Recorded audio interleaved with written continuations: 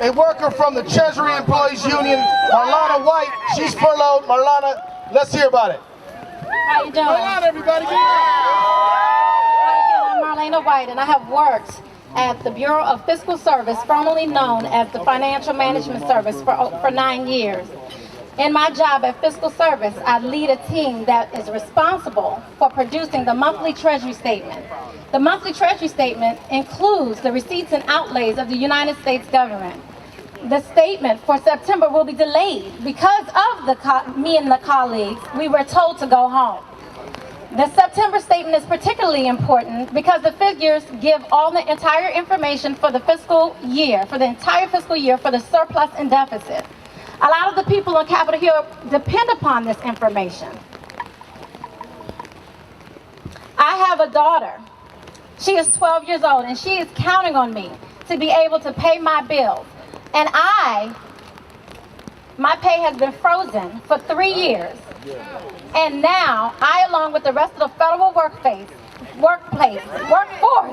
face the uncertainty of not knowing what will happen. The shutdown needs to end right now.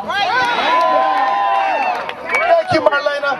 Now let me tell everybody, I want you guys to know that Congressman Moran is here with us to fight. Congresswoman Edwards, Congressman Van Hollen, Congressman Eleanor Holmes Norton, Congressman and Chair of the Democratic Caucus Javier Becerra, Congressman Steve Israel, Rosa DeLauro, Honda, Chu, Schakowsky, Lee, Jackson Lee, Cicilline, Farr, Bass, Capuano, Carson, Cartwright, Clark, Cleaver, Cohen, Conyers, Cummings, Davis, DeFazio, Hahn, Janice Hahn, Steve Horsford. Oh yeah, we got Alan Grayson, and many, many more. We got Mark Pocan. Let me hear it. And so now, let me tell you, we got a speaker from CTW who's going to give you a strong word. CTW. John. John from CTW, where you at, John? Oh, here you go, John. Come on, make some noise!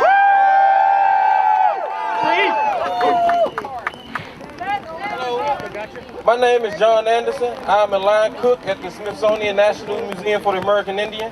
Before the shutdown, I was struggling to keep a roof over me and my son's head, paying bills, and his transportation and food. Since the shutdown, I went from low wage to no wage. I have no savings because I live from check to check. Now I'm living day to day, wondering if my son and me and I will be able to, if me and my son will have to move into a homeless shelter because I cannot afford the room that me and him share together. Shame. I'm a divorced father of two children that are still in high school. My 16-year-old son lives with me, and my daughter, who is a senior in school, lives with her mother.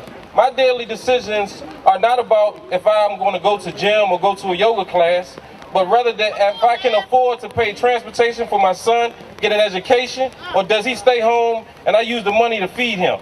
I cannot afford to send money to my other child. My daughter will go lacking, and no man wants their children to suffer. But these are consequences of the shutdown. That's right. This Friday, my final check, which is 1/2 of what I would usually get because of the government shutdown on my salary, I could only afford to rent a room. I usually pay rent weekly, but I would not be able to pay rent this week because of the government shutdown. What happens to me and my son if this doesn't change? I'm afraid the longer this takes to get resolved, the deeper the financial hole will become and I cannot get out of. I'm a father, I'm a man, and I'm here to tell the Republican John Boehner that I'm not a pawn in his game. That's right. For the first time in my life, I'll be going to a food bank so I can feed my son. A bill recently passed in the House to pay furlough workers and that they should get paid. But folks like me and other low-wage contract workers will not. All we get is a letter telling us to apply for unemployment. I'm not looking for a handout. I want to work.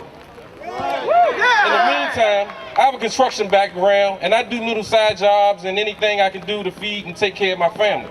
Before the shutdown, I've been working with Good Jobs Nation, pleading with the president to make contract workers pay livable wages. I was making little more than minimum wage, but no benefits and no consistent hours.